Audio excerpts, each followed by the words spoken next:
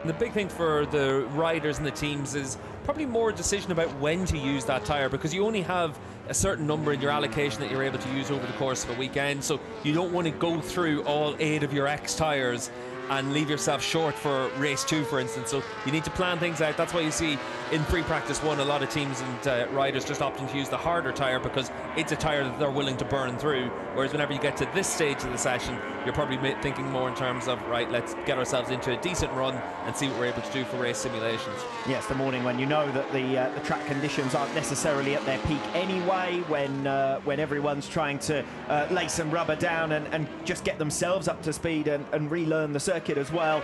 That's the time to use the less favourable tyre, as it were, and then the preferred option will be the X tyre. Of course, they've also got to not only save enough for the races, of course, they may well also need to think about saving enough in case there were to be a red flag and a second start and so on, to maximise their options and the flexibility that they have later on in the weekend too. Yeah, a lot of the times teams do opt to save a tyre just in case you have a red flag, and then you can have a fresh tyre for a restarted race, but it is down to the teams to use their allocation to do that.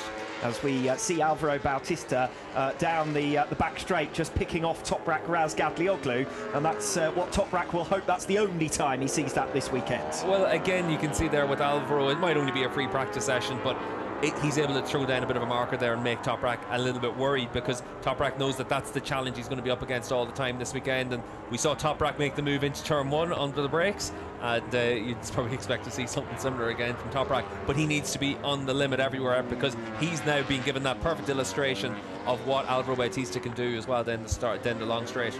Bit of sparring now between Bautista and Razgatlioglu in the early minutes here of free practice 2 as they make their way through the twisty infield section. It does almost look as though they're racing, doesn't it? Bautista, the man with track position, and Razgatlioglu with the perfect opportunity here to understand what the Ducati can do in the hands of Alvaro Bautista. They come off the final turn to complete their latest laps. Bautista's just set a 1:39, and Razgatlioglu likewise, so we're not exactly seeing blistering pace, but we are seeing the top 2 men in the championship, the 4 men and the 2 favourites for this Argentinian round, riding nose to tail. Yeah, and I think it's the challenge that you always have. Look at how much closer Toprak is now when we've gone through a couple of corners, but it is tough to be able to find that step. Just keep an eye on those rear tyres to see if you see a red dash. That'll tell you that you're right there on the X tyre, the softer tyre. Alex Lowe's moved up to the top of the timesheets in this session. We did see him out there on the X tyre as well, so he's using that race tyre.